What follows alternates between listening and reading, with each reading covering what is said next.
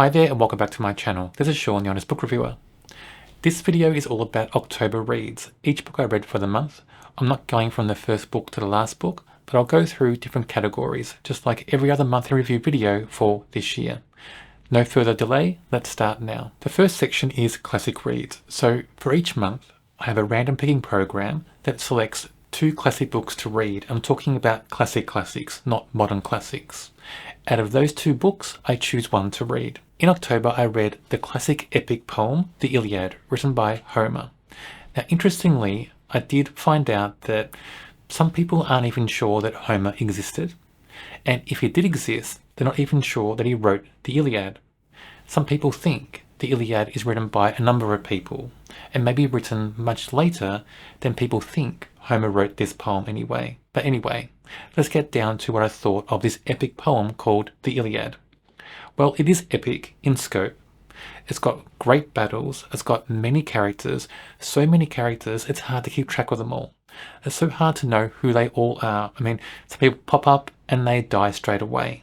Some people are there from the start to the finish. Of course, we have heroes on both sides, many of them, and then we have meddling gods. So many times the gods in this poem want to meddle in the affairs of humans. They can't help it. It's like they've got nothing better to do. They just meddle right through this thing. Sometimes it's humorous, sometimes it's like, well, that doesn't seem fair. Unfair advantage of one side or the other. There's a lot of things going on in this poem between the humans, between the gods themselves, and also between gods and the humans. Despite there being a lot of details in this that don't really add anything to the overall story, such as this person arrived with this many ships and this many people, and this person arrived with ships and people, all that sort of thing. That went on for quite some time in this. Despite those sorts of things going on in this, I enjoyed the overall thing. I think it's exciting, it's got action, it's got drama, it's emotional, it's got great characters that stand out right through the story. A lot of things going for this I do enjoy. Overall though, I do wish it was prose and not poetry. I do have my favourite characters though. I liked Achilles, I liked Ajax, I liked Hector. I liked those 3 most of all. And talking about Achilles, I mean, Achilles in this gets his feelings hurt early on. Then he just pouts and pouts. People come to him for help and he pouts and says no. He just says no all the time. And then suddenly, because something happening in this later on, he decides to join the battle. So there's things going on like this in this as well. We have characters not acting in their best interests, or they just get a bit petulant and decide, I'm not going to help you. It's kind of like Mean Girls, but in ancient Greek. I think of this as good to read once. It's not something I'd go back and read again. I don't think I would. I think I'd have to be paid to read this again. But I did enjoy it. I'm glad I read it. It is one of those things I was thinking about reading for so long, and I'm glad this random picking program chose it for me because it forced my hand. Okay, but what about November classic reads? What 2 books do I have to choose from to read in November? Let's find out.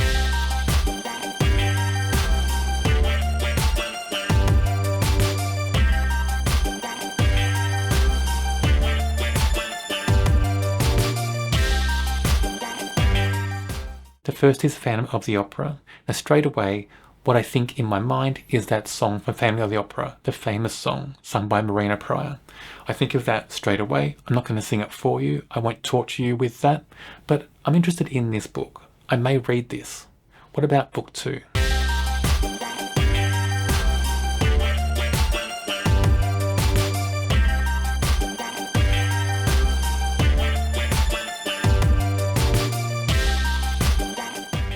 Great Expectations. Well, a classic book. Now, I'm not sure if I'll read this. It's quite a chunky book. Now, out of both of them, I think Phantom of the Opera may be less chunky. Not sure. I will find out. But I am leaning towards Phantom of the Opera. Not because of the song, but I just find that more intriguing, I think, at this time. So, okay, the next section is Random Country Reads. So, for each month of the year so far, and of course we have 2 months to go in the year, I have a random picking program select one country. Now, the country selected, I have to pick one author born in that country and read a book that author has written. Now, for October, the country was Canada. What did I read and what did I think? Let's find out. I read The Queen, written by Nick Cutter. Now, this is horror. It's creature horror and a bit of body horror there as well, but mainly creature horror. I enjoyed the overall story. I think structurally though, there's a bit of an issue with this. We start off with an event in the future, maybe a day or so in the future. That's a very small section at the start of this book. Then we go back about a day or so and we have all the events leading up to that moment we know already. So it just strips away a lot of tension and suspense in this horror.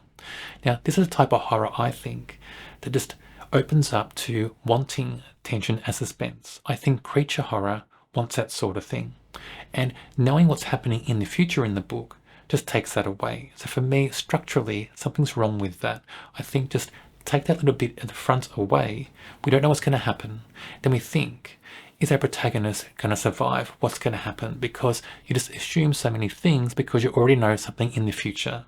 So for me, I don't like when books do that. This book also reminded me of that movie Species. You know, when they have that woman who's a blend of human and animal DNA. That's what happens in this book.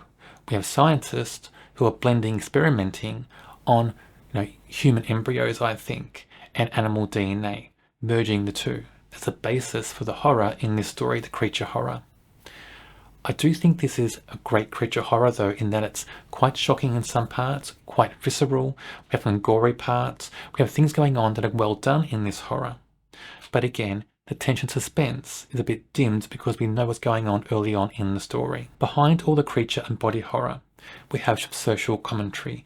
Now, I don't usually enjoy horror books that are based on social commentary. I don't think it's needed. It's not needed to be the big things in a horror story.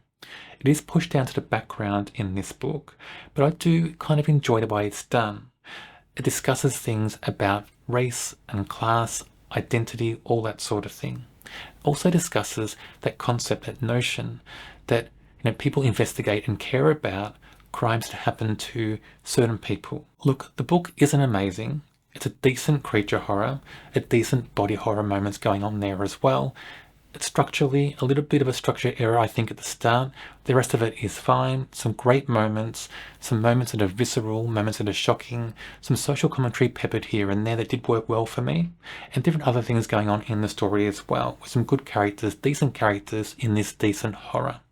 Worth reading, I think, at least once. So okay, what's the country for November? Let's find out.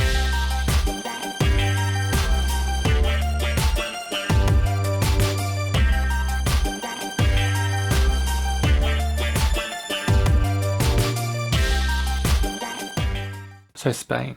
I have to read a book from an author born in Spain. I'm not sure how hard it will be to find that. I'll try to find something in my library.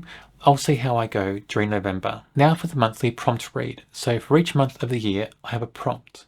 I had a video at the start of the year mentioning all 12 prompts.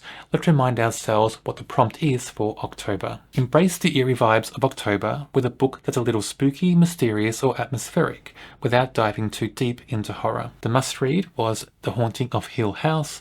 If I have time, The Silent Companions. I did read The Haunting of Hill House. Now, I found this quite dull. This was so disappointing. Maybe the most disappointing read for me during October. With all people raving about this, you hear about it so often. It's a classic horror, it's this and it's that. I thought, well, this should be amazing. I was expecting something gothic, something just psychological, something that was going to be a great read, something tense, suspenseful, very dark. I had all these things in my mind of what to expect. When I read this, it's just boring. It's dull. It's got characters that are good. I think the characters deserve something better because the characters are written well.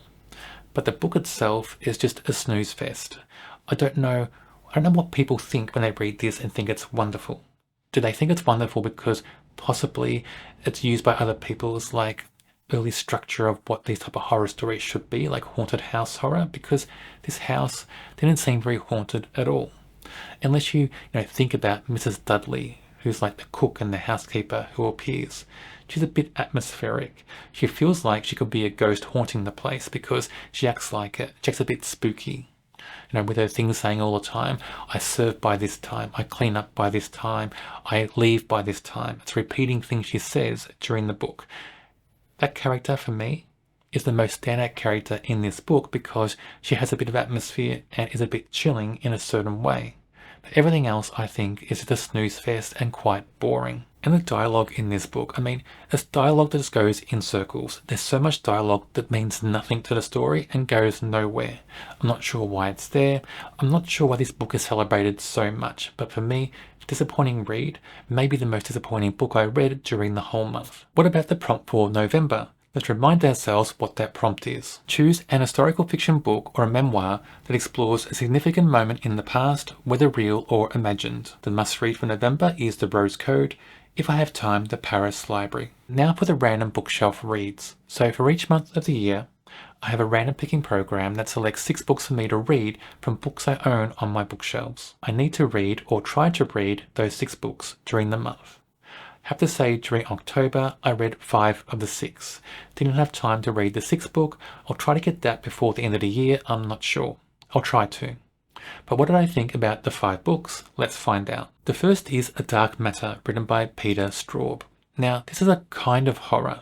It's catalogued as horror, but it felt like a very soft horror, like an ambiguous horror.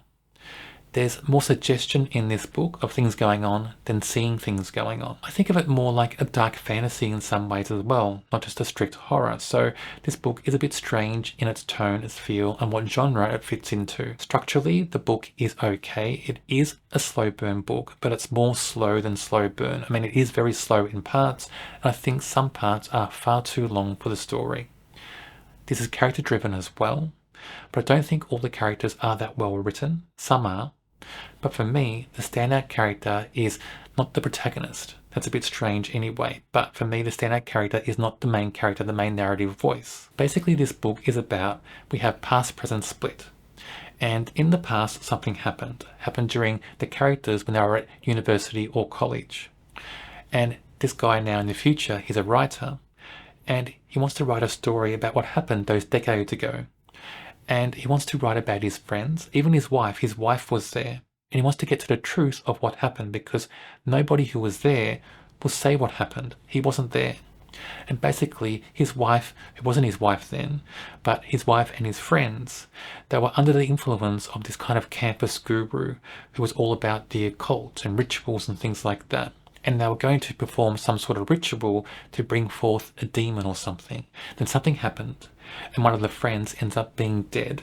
And it's all about that, what happened to that person, what happened to the group, because after that moment they all splintered, and different things happened to different characters. Despite the characters not being the best characters I've ever read in books, the way the reaction shaped the future characters in the future, that was good because it was all different, all quite unique. So I liked that. It gave all the characters some sort of difference in the story, made them for different voices, different focal points in the book. But for a horror, and this is a great premise, when you think about it, it's a great premise. With this campus guru doing something and someone ends up dying in the past, somebody trying to work out what happened in the future, nobody's talking about it, he's digging deeper, people are a bit reluctant to talk about it, some characters have big reactions to that moment in the past still in the future after decades. A great premise to talk about in a horror. But this book has very little atmosphere, just very little kind of horror value, I think, in the story as well. It relies on ambiguity, relies on things like questioning what happened. You don't see it, it's all off screen. It relies on you imagining or you feeling, interpreting through the pages what could have happened in the past as well. So it's a bit slow, no atmosphere to speak of really. And I think this book, this premise, needed stronger atmosphere to really work. The Accident by Linwood Barclay. Now, this is a domestic style thriller. The premise is quite good. So, the premise of this book is this family. So we have a husband, a wife, and a young daughter who I think is about 8 years old in this story.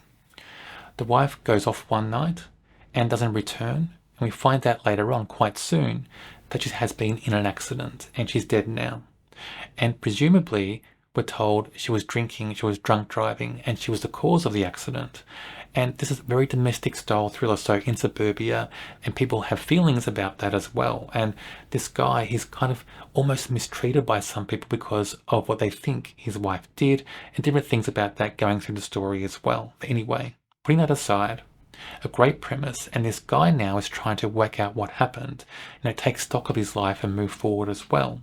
Then something strange happens. His daughter goes to a sleepover with a friend, and she overhears the friend's mother talking about something. And something happens, she gets scared, calls her father, a protagonist, and says, "Come get me, something's happened." And he kind of works out slowly over time what happened at the house that night. And that leads him to kind of dig deeper into that. What's going on? Because what this mother was doing, what this daughter's best friend's mother was doing at the home on the phone is almost threatening somebody, saying things, threatening words, certain words, and it was quite scary at the time. So that kind of leads to a bigger thing in this book. I can't get too much detail away in this video because it's spoilers. But just believe me when I say this one little overheard conversation leads to bigger things, a bigger web in this neighborhood and this whole community. So I do like this book that it has a lot of twists and turns, it has a big web, many threads, and Linwood Barclay is the type of author that can hold all those things together and write a good story. So structurally, this book is okay. Where this book is not okay is for two things, I think. So the 8-year-old daughter in this book is written with dialogue and actions and reactions that feel like she's a late teenager or 20 years old or something. I mean, she's so sarcastic and cynical. She has one-liners that I think a 20-year-old would be quite proud of. And I don't like characters when they're written to be above their years. And it's a big gap, I think, between an 8-year-old daughter and then all these things in her dialogue interactions that are late teens, maybe 20-year-old. Huge gap. I don't like when that happens in stories. I'm not sure why authors do it. A big thing, I think, in this book, a big issue. The other thing is with the points of view. So this kind of thriller, this domestic style thriller, would work better with one point of view being from our protagonist. Instead, we have chapters from other people in the town, other people he interacts with in the story. What that means is we're getting a bird's eye view. We're learning secrets too early. I would have preferred if we learnt secrets when this character, our protagonist, learnt them. Have him dig deeper, earn that discovery of those secrets. Suspend that mystery, suspend all the tension. Make that, just a more atmospheric read if we had that going on. So one point of view, not multi-point of views, this book would have been better in my opinion. For those two things, this book isn't amazing. It is better than average. It's a good read, but not amazing. The Lying House by Rick Messina. A domestic style thriller, and I enjoyed this. It's very fast paced. It hooks you immediately in the first chapter and doesn't let go. And it has multi-threads, multi-layers going on in the story. So basically we have husband and wife and they move for work. They go to this house and then in the first chapter, the house is invaded. And the wife is attacked, the suspect, the culprit, runs away and escapes. And we find out quite early on that it may have been this possible serial killer in the area. So straight away, home invasion, possible serial killer, people being tense then, suspense, all that stuff, being scared in their home. Great elements in a thriller, I think. And many of those elements I enjoy. And then we have other characters coming into it, like neighborhood watch characters, neighbors in the area, people at this guy's work. We have a blackmail thread coming into it as well. We have all different things happening in this story, many layers, many threads. And this author has a great way of just spinning all those things in the story and making it very compelling, fast-paced. It's a very edge-of-the-seat story when you read this. I enjoyed it very much. And then another thing in this book is the author has just everyday, ordinary, things, actions. Could be somebody shutting a car boot, shutting a garage door, the way they hold a plate, the way they look, the way they have their eyes cast when they say something. Just something that's very simple and innocent. And it's a one sentence, maybe even part of a sentence in this story. But the way it's written, it sticks with you and it makes you think about it because it just feels a bit sinister, a bit off. And you think about it then for maybe the next 50, 100 pages and maybe something happens about that later on, maybe something not, but it's always on your mind when you read the story. That was quite well done, I think, because it just has this kind of feel of unease right through the story because of that. Very clever to take ordinary things, just a sentence here and there, and make the reader just feel something sinister and dark, and have it stick with the reader right through the story. A Stranger in My Grave, written by Margot Miller, and I think this is the third book I've read by this author this year. Now, I like this book a lot. This author is able to take just a premise at the start and twist and turn that premise so it becomes something different towards the end of the book, but not in a bad way. It's done very deliberately and done to make the story better. And also, The stories have great characters. They're usually very psychological in nature. They're usually mysteries or thrillers, which I do enjoy reading, but they're just structurally very sound books, very tight books, and they're very compelling to read. Even though these books are written decades ago, they're still so compelling. The premise in this book is interesting. So we have this woman, and she has a dream one night, and it's about her tombstone. She sees in her dream her name on a tombstone. I think the date in the past, maybe a few years ago. And she's convinced it means something. She's convinced she's either in danger or something happened on that date many years ago, a few years ago, and she wants to know what it is. She can't recall. She's kind of being gaslit in a way by her husband and her own mother. They're telling her, well, you're just being silly. There's nothing about it. Don't worry about it. Get another hobby. Do something else. You've got a good life. Don't give it up. Don't cause trouble. She's told that all the time in this book, even by her own mother many times. But she ignores all that and she hires a PI to reconstruct that day, those 3 or 4 years ago. She wants to know what happened. Now, I won't tell you what it is, but I'll tell you that as things unfold, things become a bit more convoluted, of course, but mysteries start to unravel, new mysteries appear, new characters appear, and there's complex web forms around that day. I won't give it away. If you want to read this, go read it. I don't know how easy it is to find these books by this author. I don't even know if all her books are in print still. I was lucky enough to find 3 books from her at a charity book sale a year or so ago. I'm so glad I did because I've enjoyed them so much, and I do want to read all her books eventually. The Cult, written by Max Ehrlich. A book about cults, count me in. I love cult stories, whether it's fiction, non-fiction, whatever it is. I love stories about cults. I found this book quite thrilling, very compelling. It can feel quite dated. I think written in the 80s or early 90s, it can feel quite dated, but I think that dated feel makes it more sinister because going back a few decades, you don't have smartphones, things like that. So if you're in a situation where you're trapped, you can't call anybody. It's harder to get the word out, to get rescued. That adds so much tension, suspense into the story because those characters feel more trapped. So this story basically is about someone's son who is in a cult and they want to rescue him, get him out of the cult. He may not want to be rescued, but his parents want to get him out of there. So his parents hire a deprogrammer to help kidnap him away from the cult and then deprogram him and kind of rescue him from the situation he's in. I won't go to all the ins and outs of the story, but different characters in this book may seem to act for the best interests, but maybe only act for their own interests on both sides. And then other things in this story as well are the characters. They all play big parts, important parts. And this book gets dark in some ways as well, doesn't hold back. It shows the true nature of what cults can be.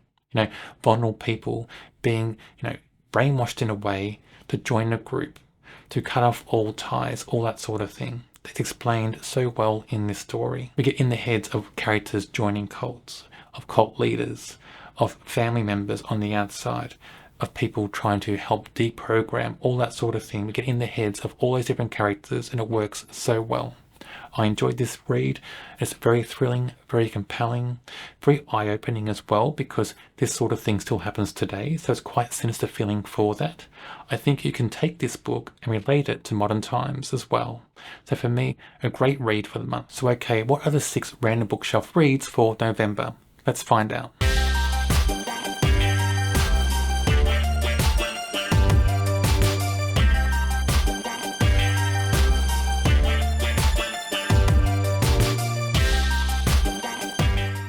Mother of God, I'm not sure what that is. I can't recall.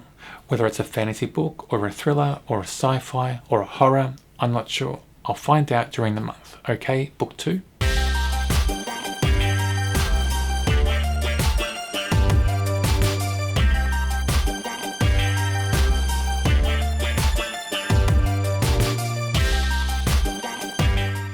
Digital Fortress, so a bit of Dan Brown.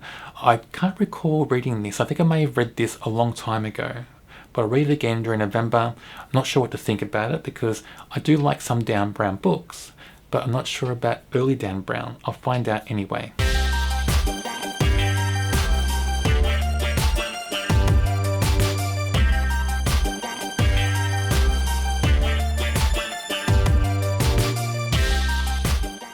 the breath of God. I'm not sure what this is, whether it's a thriller, fantasy, horror, I have no idea. Okay, book 4.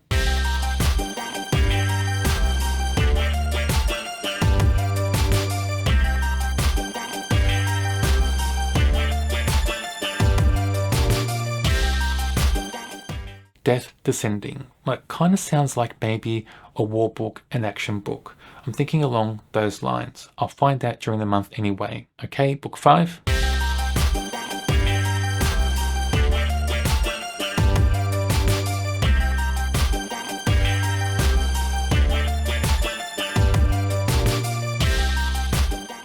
Diamond Beach. I'm kind of thinking maybe a pulp action thriller or mystery book. That's my feeling. I'll find that during the month anyway. Okay, the last book.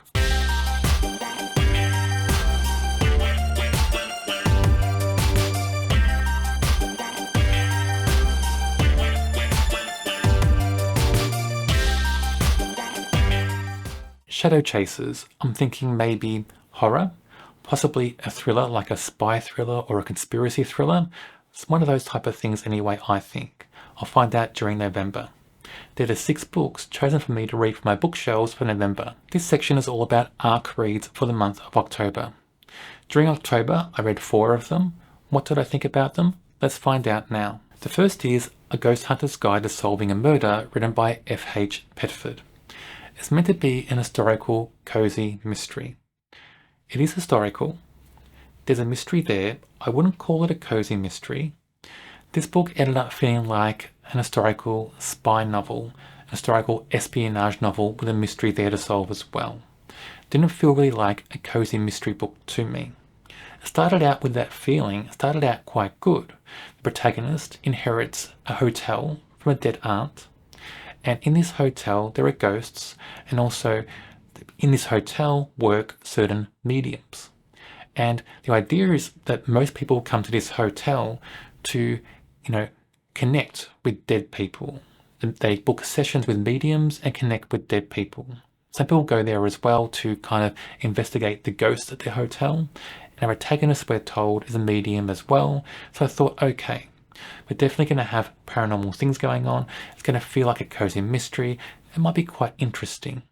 Then it just changes. It becomes more like an historic spy, espionage, even war novel. It becomes all that in this book. And a protagonist almost falls to the background.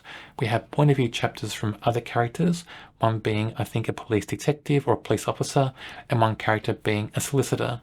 And those 2 characters seem to be brought more to the forefront of the book for most of the book, and our protagonist goes to the background a little bit in the story. For me, that felt strange. It also gave this not a cozy mystery feel. So for me, I don't know, it's like this book is just marketed incorrectly, or people who are marketing it just think it is a cozy mystery, and maybe loosely, very loosely, some people may think it is, but for me, it's not. 12 Ways to Kill Your Family at Christmas, written by Natasha Buck. Now, this is quite humorous. It's a very dark book. It's along the lines of like a family murder mystery. We have isolation, people snowed in this big house. We have characters in this family, this wider family, who seem not to like each other very much. And then we have people being killed left, right and centre, basically, in very inventive ways. We have character movement, characters moving off and on out of the scenes, appearing at certain times, vanishing at certain times as well. And that keeps you guessing of what's going on in the story, who the culprit is. It's very fast-paced, it's quite humorous and witty as well. Even the protagonist, so the narrative voice in this book, is a suspect, so not perfect, has secrets, and those secrets do come out in the story. So characters in this book have secrets, not very nice secrets sometimes. The characters themselves aren't very nice sometimes as well. And we have, I guess, characters that are built on stereotypes as well in this story. You can't, walk away from that. You can't ignore that. But they are written quite well. They suit a part. It's done well in the story. It's quite compelling. It's very mysterious. There are things in this book I do like the isolated setting, the murder mystery, of course, closed circle, closed locked room murder mysteries, all that sort of thing going on in this book. A lot to enjoy. Has a festive theme if you're into that sort of thing. It's set around Christmas time. So if you like the sound of that kind of book, go check out more about it, read the blurb, check out some more reviews on it as well. well and see what you think. We Had a Hunch, written by Tom Ryan. I think this may be the third Tom Ryan book I've read. I've enjoyed his books quite a lot. I like him as a writer. I do wonder sometimes though whether he should write more YA books. This book I think is meant to be adult mystery. I think it may work better if written like a YA book, because I think sometimes the language in his books lean more YA than adult books. But anyway, this book has a lot of things I enjoy in mysteries. We've got a small town setting. We have amateur sleuths. We have a good mystery. We have serial killers as well. We have a cold case as well. So all those things I do like in mysteries.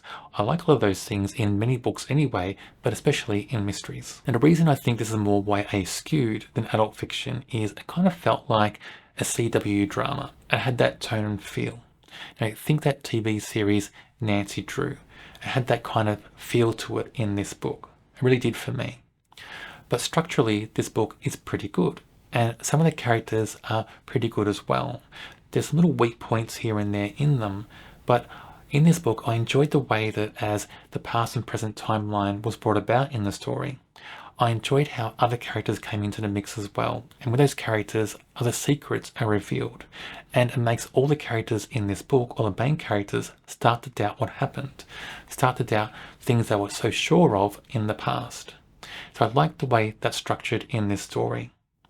Little mysteries, little nuggets pop up all the time in the story, and for me that makes a mystery so compelling because it keeps the characters guessing and then it keeps the reader guessing because of that.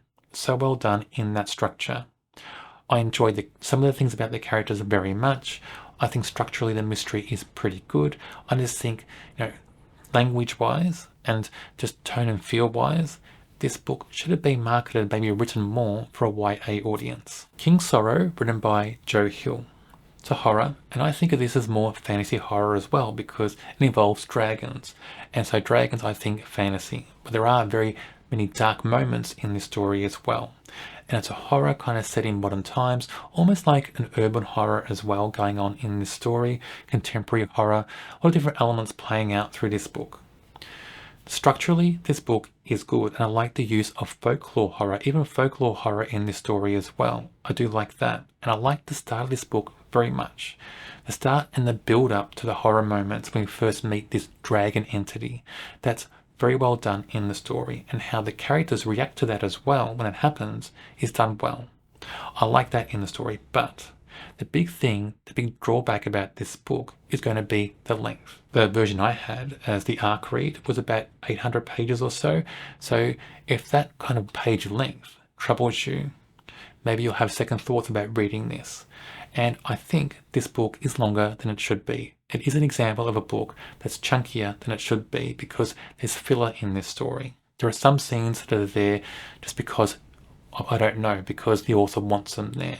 There are some scenes that are longer than they should be because the author wants them to be that. And at the end of the book, in the section where the author writes his thank yous and things like that, he writes about his parents. So his parents are Stephen King and Tabitha King. And he writes about how his parents helped him make this book better, helped him edit it and make it better. And I think, well, you've got two parents who know how to write and know how to edit stories. It doesn't seem like that helped you very much during the editing process because this book is longer than it should be. Maybe work harder at making it better, making it shorter and tighter, because I don't think this author did the best thing with making this book as long as it should be.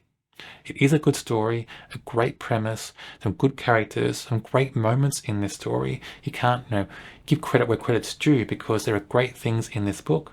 But the length, I think many people are going to have issues with how long this book is and all the filler that's in this book. Okay, now for the last section of this video, other reads. So books I read during the month that don't fit a category already mentioned in this video. The first is The Degenerates, written by Raden Richardson. Australian book, Australian author, set mainly in Melbourne, Australia. There are three main characters in this story. Two of them I liked quite a lot, Titch and Ginny. I thought their characters were developed well. The way they view the world, the way they experience the world and grow, develop in the story, I thought was well done. I like kind of how their flaws are also explored, embraced and become part of them. And all those things make them feel like real people in this story. The other character, the other main character, didn't work for me as well.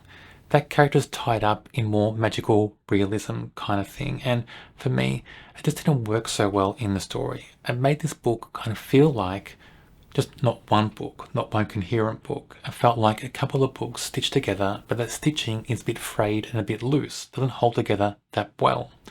And that magical realism is more at the start of the story and then also reappears towards the end. And it felt like it was bookended, this book was bookended by these two sections that felt disjointed and just not fitting the rest of the book. So for me, it stands out a lot for different things, different characters, but not these bookends at the start and the finish. Anyway, structurally, this book, I didn't enjoy the structure very much at all. So the chapters are quite short, not a crime in itself, but each chapter is one paragraph, one single paragraph, no other paragraph breaks, no dialogue breaks, nothing like that. Everything is just one long paragraph for each chapter, each small section, small scene in this story.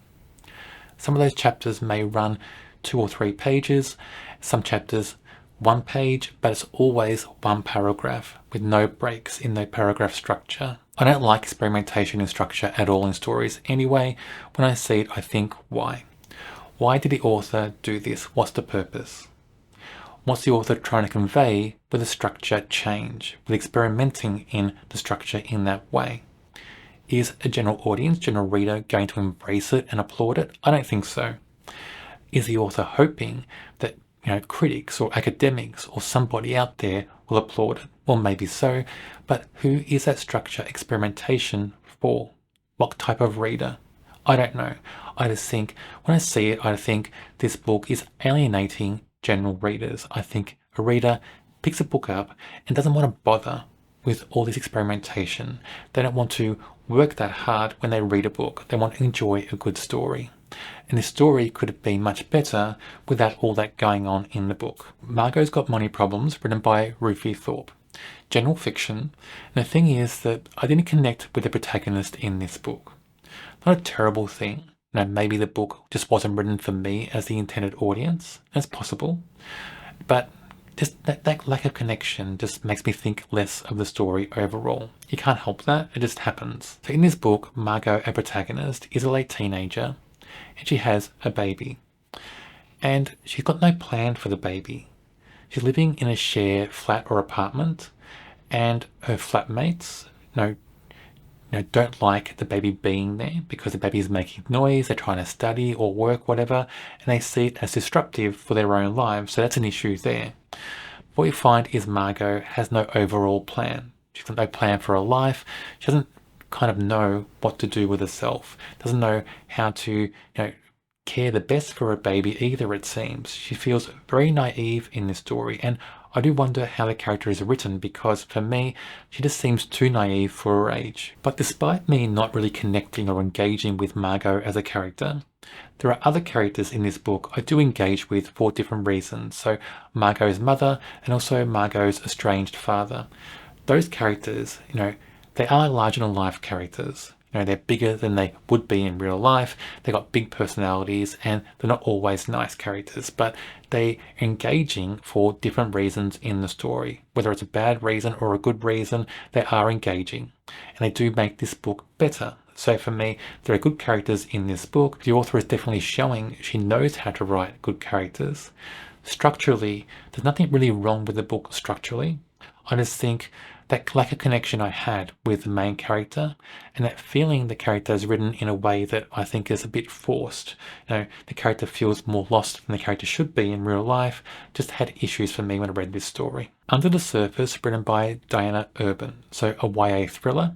And the premise of this book is really good. So we have a high school class from the US having a school trip to Paris. And during that school trip, one of the girls accidentally meets some guy on the street, I think near the Eiffel Tower. He invites her to some sort of underground party in the catacombs of Paris, and then 3 other girls in the high school group kind of get caught up in it as well, and those 4 girls with this strange guy go to the catacombs of Paris. They're going there thinking they're going to a rave or something, and other things are happening.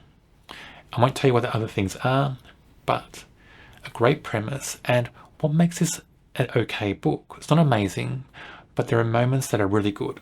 And what makes those moments good is the atmosphere that's brought into the story from those small sections in the catacombs. And I do say small sections because there are good and bad moments in the story with the catacombs. The good moments are when the atmosphere is there, there's tension, the character reactions are good, and you're drawn into those moments, very immersive. What makes it bad in the catacombs is when these characters are running for their lives. They're meant to be scared and fearful, and they stop and they have dramatic teenage arguments for probably 50 pages or so. And when you read it, it kind of feels like they've been arguing for hours. It kind of feels like that in the story. And those moments, I think, what's going on there? I mean, even if you're teenagers at high school and there's issues going on, there might be arguments or fights or tension is between friends or about boys or whatever when they're going to school. These four girls, they're running for their lives. Are they really going to stop and argue all the time when there's people chasing them in the dark, in the catacombs, and they're scared? They're thinking they could die, and they stop and they argue. I mean, what is with that? I know it's YA, but it's a thriller. Do we need to bring teenage argument drama into every YA book? Do we need that? Is that what makes a YA book relatable to the teenage and young adult audience? I'm not sure. It's a kind of a question. If anybody knows, let me know, because I think those arguments don't add anything. They detract from the tension and suspense and the atmosphere. They make the characters seem childish. They just draw everything away from what the book has been doing so well before that. So for me, terrible choice to do that. Great choice to build up atmosphere in great skillful writing to build atmosphere up early on, but it's all stripped away by these arguments later on in the story. An Academy for Liars, written by Alexis Henderson. This is meant to be dark academia, and I keep thinking, is this YA or not YA? And it's not meant to be YA, I don't think. It's meant to be adult fiction. But it reads like it should be YA. So I'm confused about that. Is it another book where the marketing is off? Is it a book where everyone thinks, on the publishing team, they all think it's adult fiction and they just brush their hands and say adult fiction, but readers go, well, hang on, it feels kind of YA to me. Is there kind of a crossover where some books can be on that fence of YA and adult fiction? I'm not sure, because so many books I've read, especially this year, it feels like they're just sitting on the fence and they can teeter either way. At different parts in the story, it feels YA, different parts it feels adult. I know, is there a specific subgenre of books that are on the fence? I'm not sure. But this book is meant to be dark academia. It is set in some sort of school. We do have characters that are students and characters that are professors. So it is in a structure of a school, so maybe academia is there. A little bit dark here and there, but most of this book feels like it's centered around this possible romance, dark romance between a student and her teacher and her kind of supervisor in the story as well. Dark academia, I think, maybe on paper, if you think loosely, but for me, it's not really at all. This story, I think, has many problems. It has an okay structure, it has some good moments, but very little world building, and also the characters don't make sense sometimes. They're not consistent with who they're meant to be. For example, our protagonist is meant to be impulsive and emotional. In her dialogue, she's meant to be coming across then in her dialogue as meant to be impulsive and emotional, but it's really not.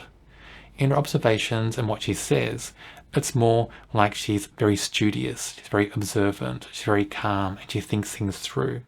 She's very kind of rigid and more academic in her observations and her dialogue than she's meant to be, because we're told early on she's emotional and she's fiery and all these different things with her character. So what we're told about the character doesn't match what we see about the character. A big issue, I think, for a protagonist in a story. I won't say too much about this professor guy called Dante. I'll just say that having a character called Dante in sort of like a dark romance book, I mean, that's a crime in itself. But anyway, In this book, the conclusion, it's very dramatic, it's very big, larger than life, a bit too ridiculous maybe, but I just think it's a book. Sometimes you can get ridiculous, I think, in books. Just it matters how the reader thinks of it, and sometimes ridiculous endings may work and they may not. Just depends, I think, on the tone and feel and the overall structure and nature of the story. But overall, I think this book will suit some readers definitely. I think if you like dark romance books, if you like characters called Dante, if you like these characters who are meant to be emotional, meant to be fiery, and they're really not in the story, if you like all that, I think you'll love this story. But for me, not a great book at all. Your Blood, My Bones, written by Kelly Andrew. YA fantasy/horror. This book is okay. It had a great start in this story, a really good start, but then it kind of skews towards more YA romance. And do you really need romance in every YA thriller or horror? Is it really necessary? Because sometimes it feels like that many modern YA books, and I don't read a huge number of them. I've read more this year than I usually do read, so I'm not the typical YA reader, but it kind of feels like that so many books I read in the YA category, they throw in and they make romance a big thing when you think sometimes it shouldn't need to be the biggest thing or a big thing in the story, because you're reading a book because of the thriller aspects or the horror aspects or the fantasy aspects, whatever it is. Do you always need to have this strong romance thread going through the story? But anyway, this book has that. You can't get away from it. This book also has 3 main characters. Now, the 3 main characters themselves, they're well written, they're good characters, but they deserve a better book, I think. Because most of the time, they're just hanging around this house that's crumbling down. And outside the house, or outside the grounds of this property, there's meant to be this great evil. We're told it's meant to be like a gateway to hell or something. And nothing much happens. This great evil it's almost like this great evil is stalking them maybe, or kind of taunting them, or even teasing them, doing little things here and there, when this great evil entity is meant to be so powerful, but that power is not really shown. So you just wonder, how much danger are these characters in? What are we being shown? It's like we're just being shown little things and the characters do something and it's all okay. It felt like time and time again in the book, that's what it was. There are secrets going on with these 3 characters in their past and in the present. There's a bit of mystery around that. That was okay. That was well done. But so much of this book feels like it's just sitting around and doing nothing. A bit of atmosphere as well. I do like the setting of this crumbling down house. I like the setting of the woods outside this protective border. I think that was really well done though. There's a bit of atmosphere in there despite the danger of the entity not being that strong. The description of the house and the woods and the grounds and things like that are well done. And there is some history going on in the book as well that I think adds a little layers to the story. So there are things in this book that are really good. But there are things in this book that detract from all the things that are good. So again, it's one of those books where it's kind of on the fence. And I think this book will suit many readers more than me. I think many readers out there will enjoy it a lot. I think some readers, if you try this, you may just think, well, what's the point? So for me, it's one of those on the fence books that kind of tips over to being better than average, because there are good elements in this story that are so well written. Audition, written by Katie Kitamura. I think this book may have been in the Booker Prize long list. So despite me as a reader not being a huge fan of book awards, sometimes I give them a go. I think, well, okay, maybe there's something in this book. It is there for a book award. I don't have a great opinion of the Booker Prize as a construct. I do have a video that speaks about the Booker Prize and how books are chosen, things like that. I think a lot of things in the Booker Prize are skewed to being unfair to some authors and some publishers. So I don't think the Booker Prize is the fairest example of a book award in the world. This story is in 2 parts. And in the first part of the story, we have a woman who's rehearsing a play. She's an actress. She's playing the leading role in this play. Her husband is a writer. He did not write the play, just a writer. And there's a young guy, and this young guy is a PA or something for the director of the play. This young guy thinks he's the long-lost son of this actor, this actress. Turns out he's not. But they do have a connection, they form a friendship. And this story, this first part, is all about that. It's all about this rehearsal going on, and how that kind of just plays into all their lives, and how maybe the play, what they're auditioning or they're rehearsing, impacts on certain aspects of their lives and vice versa. And also the interactions between different people going on in that first part. That's what the first part is about. And it kind of feels like the first part is a grounding for part two. In part two, things shift. We have the same characters, but they're playing different roles. That was quite well done, I think. Interesting way to kind of twist the story. What happens in this second part is we don't know what's real. We don't know if the second part is the play itself. We don't know if it's real life. We don't know what's going on.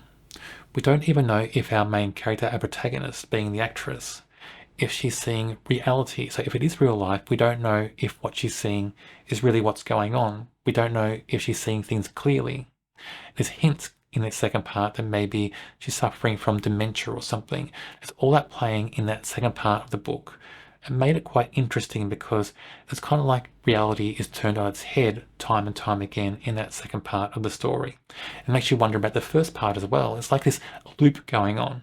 You know, is part two influencing part one? Is part one real? Is part two real? We don't know what's going on in this story. It just is a story that's twisting and turning. And when you read the second part and the first part, it just makes everything twisting and turning even more. Like clothes in a washing machine, all those colors and all those shapes swirling around. It feels like that with the characters. So for me, for that construct, it is well done in this story. It made it compelling, made it interesting, and it makes you wonder just what's real in the story, because when you finish the book, you still don't know what's real. It's all up in the air. Theory and Practice, written by Michelle Degenerates. It's the second book I read by this author. I'm starting to wonder, is this author for me? Or should I go back and read her early books? Maybe I should, because the books I've read, I think, are her two most recent books, I think anyway. This book didn't work for me much at all. We're told on the blurb, or promised on the blurb, this is meant to be an emotional story. Specifically, we're told there's jealousy, desire, greed, all that sort of stuff going on in the story. We're told that, we're promised that. This book emotionally is flat, it's grey, it's dull. The characters in this story just have basically no emotions, up and downs at all. It just feels so clinical. It just feels just like you're being told in a very dull, flat voice the most boring documentary you could ever watch or listen to. That's what this book feels like. This book feels like it has no life, no heart and soul, has no up and downs. Everything that's mentioned on the cover about emotion, about drama, all that sort of thing is not in this story at all. Despite all that, this book is well written. So Michelle Degenerates can write well. She knows how to structure sentences and words. She knows all that. Then why can't she make a book compelling and engaging and draw the reader in with emotion, with drama, all those sorts of things that make it interesting, an up and down story, light and grey, all that sort of stuff? Why can't you have that in a book? This feels like this author knows how to put words together, but not in a way that makes those words kind of sing on the page and burst from the page. The big issue, I think, in a story like this. Universality, written by Natasha Brown. I like this book. I think another book that's on the Booker Prize long list. So this book I thought was very well written. It's very compelling and engaging. It's a very quiet read as well, but it's very interesting. This book throws together characters and ideas from all parts of the world, basically, from all different viewpoints. Wherever you are and you think about left-wing and right-leaning ideas and concepts and people, this book throws all that in here. But it does it in a way where it doesn't judge anything. It just suggests ideas and concepts and thoughts. It presents them and says, here you go. Here's what the world kind of looks like right now. You make up your own mind. And it just presents things and characters and people as being normal and everyday. Nobody in this book is extreme. Nobody's doing just terrible things. They're just people getting by, having discussions, having thoughts, and just doing things in the story in everyday life. This book, of course, has a thread running through. Of course it does. So we have discussions about, squatting even, about the have and have nots, about rich and poor, about all that sort of thing, about thoughts. Can thoughts be harmful? Are different thoughts better than others? Are different ideas better than others? Are different people better than others? That runs through the story and runs through different parts of this book with different characters. It also talks about courage, also talks about conviction, also talks about ideas you have of yourself when you're young, and do you hold on to those things as you age? All that kind of is structured in this story, but in a way that is just a nice way to talk about it. There's no hate, there's no vitriol, there are no characters that are designed to, for you to emotionally like or dislike. It just is life, and the author is saying, here's the world, here's what I think is going on in the world. It's like you're, viewing something that was filmed maybe, and then you're shown that a couple of years later and saying, here is a world that happened at that time. I quite like this. I found it engaging and compelling and interesting. I like the characters. I just like so much about this story. Now we're on to the last book, and it feels like I've been talking for a long time in this video, but the last book is called Politica, and it's written by Yamna Kassab. So an Australian author, and this book is one of the books that was on at least the long list for an award called the Miles Franklin Book Award, an Australian award for Australian authors. This book structurally didn't work for me very well. So structurally it's very short chapters, but the chapters are like parts of scenes, not full scenes. It's almost like you're reading or trying to read a news article online and it's behind a paywall. So you may read the first paragraph or two paragraphs and that's it. So you get a small snippet of a longer scene. That's what it feels like in this story. You get little small snippets, very broken moments, and it makes characters not feel complete. It makes settings and scenes not feel complete. It does impact the story. It impacted my enjoyment of the story. I do kind of understand what the author is going for, well, I think anyway. So this book is set in a war-torn country. We're not told the name of a country, it's nameless. We never learn a name. And you kind of get the impression of where it is anyway, or where it possibly is in the world. And I'm kind of thinking maybe those small broken segments where you don't get complete pictures of anything. That's because in a situation like that, if you're in a war-torn country, things can be chaotic. I mean, imagine it. I mean, things are going on all the time. Very dramatic things. You got fighting, you got movement, you got fear, all that sort of thing. So you think maybe that's because in a situation like that, it's very hard to keep hold of just a complete structure anyway in everyday life. So maybe that's representing that in the story. That may be so, and that's well done if it is, but for me it does impact, just grasping those characters and grasping those settings and those scenes and getting to know all those things completely. It does impact enjoyment in the book. There are things in this book that are well done, of course. It's not all terrible. There's some writing there that's very well done. It is okay in some moments, but I wanted something different, I think. From the characters as well. From the characters, I would have wanted a bit more emotion, a bit more drama in what they're thinking, what they're doing. I thought that in a country like that, that's war-torn, where things are going on, there'd be high emotional stakes, very high dramatic things going on. We don't see that in those characters. It feels a bit clinical and a bit grey and a bit dull in certain sections of this story, where I would imagine it's more emotional and more high stakes and just more of everything. I mean, emotions are high, drama's high, and I just felt like it wasn't like that in this story very much at all. So for me, an okay read, a bit choppy and changey in its structure, and just something that was a bit duller in the emotional stakes with the characters than I expected. So there you have all the books I read for October. If you've read any of the books, let me know your thoughts. If you want to read them, let me know why. And when you do read them, let me know what you thought of them as well. And of course, as always, let me know your favorite books you read during October so I can add them to my TBR. On my channel, I read books from all different genres. Check out my channel and subscribe. On the screen now is a link to the video for a book I'm sure you'll enjoy.